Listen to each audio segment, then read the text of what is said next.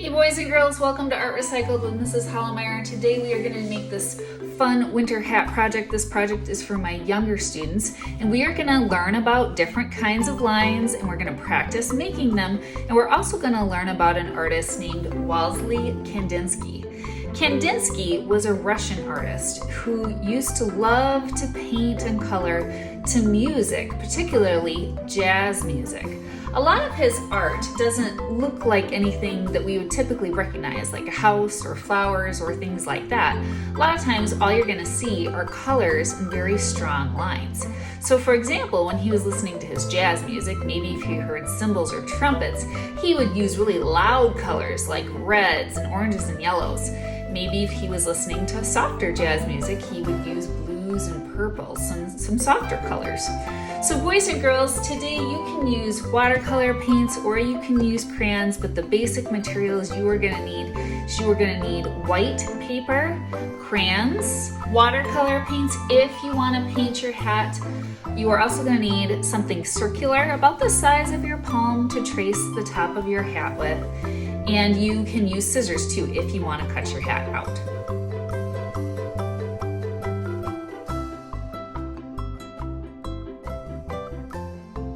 All right, boys and girls, so what I'm going to show you to do first is how to draw your hat. You want your black crayon, otherwise you can do this with pencil too if you'd rather draw in pencil first and then trace over it second. So the first thing you are going to do is you are actually going to fold your paper. So you're going to take the top, you're going to fold it down so that it meets the bottom edges, and then you're going to press it pretty firmly. And then I want you to take the top and I want you to fold it down again so it matches the bottom two edges again, and then press nice and hard. And then you're going to open up your paper. This gives you, boys and girls, 4 rectangles to kind of work with today. So the first thing I want you to do is I want you to take your black crayon or pencil and I want you to locate where the bottom fold is. So it's all the way down here.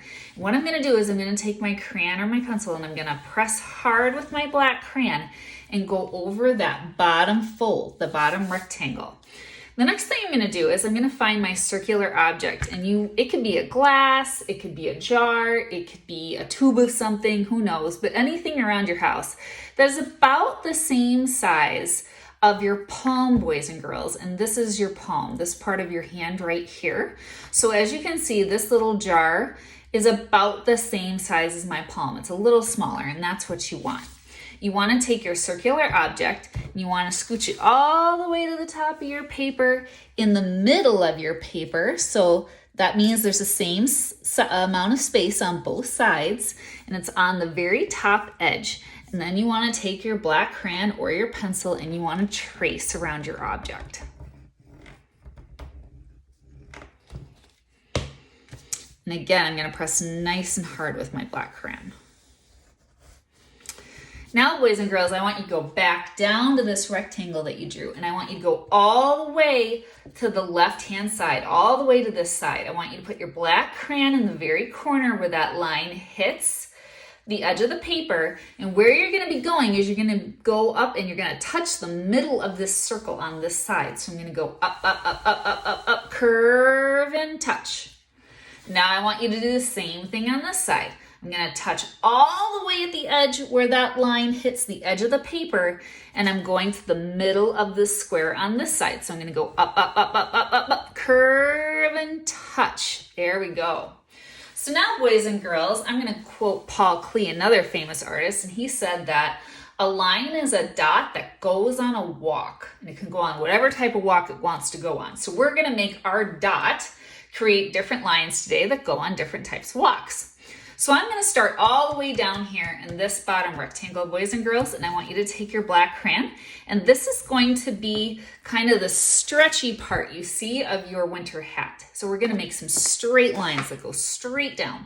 So start at this top black line that you drew, and you're going to take your black crayon, press hard, and go straight down all the way across.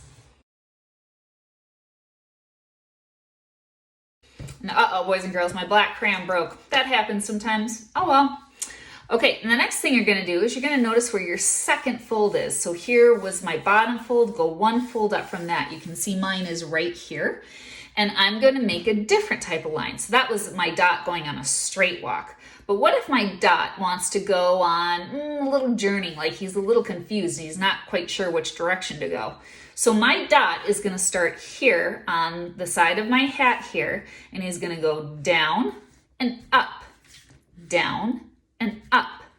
This type of line forms triangles. We call it a zigzag line. And I'm kind of going along my fold here, and I'm going to go all the way to the other side of my hat. Stop. Now I'm going to go up to this upper fold. So this was the other fold I had, remember?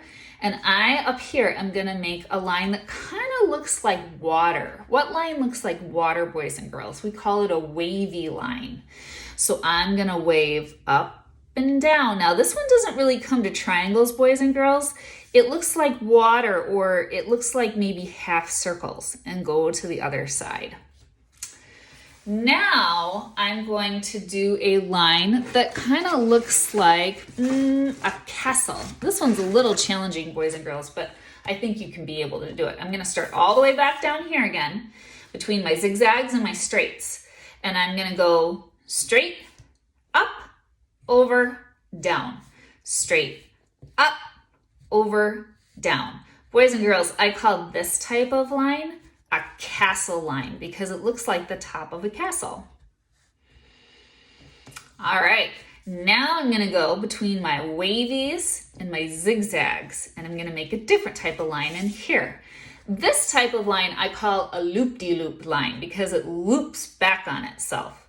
So this line, I'm gonna go up, go backwards, cross over, go backwards, cross over, backwards, over, backwards, over.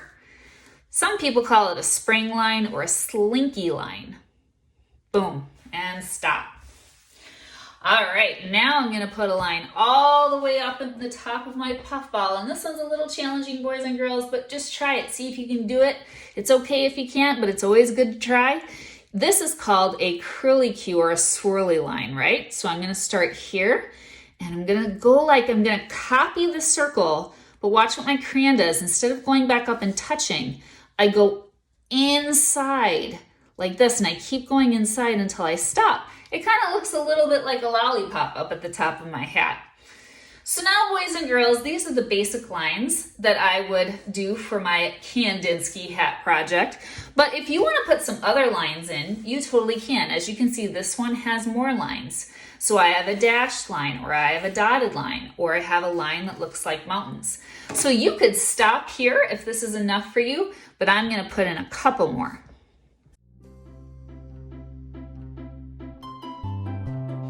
All right, boys and girls, so there is my hat. Now you have a couple of options how you want to color it in. This one was done with watercolor paints, and that's what I'm going to show you today, just because Kandinsky did up with drawings, but he loved to paint. Or, boys and girls, if you don't want to use paints, you could just use crayons. And a challenge with your crayons is that you want to color in the shapes between the lines. But again, you can color your hat however you want to. So, boys and girls, I'm going to pull out my paints and get started painting my hat.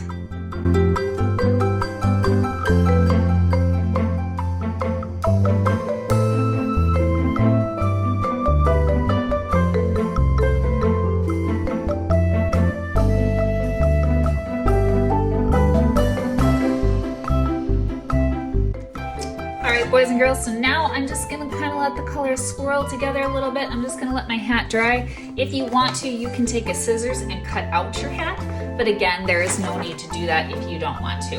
I hope you had fun making this project, and I hope you learned a little bit about Wassily Kandinsky. I'll see you next time on Art Recycled.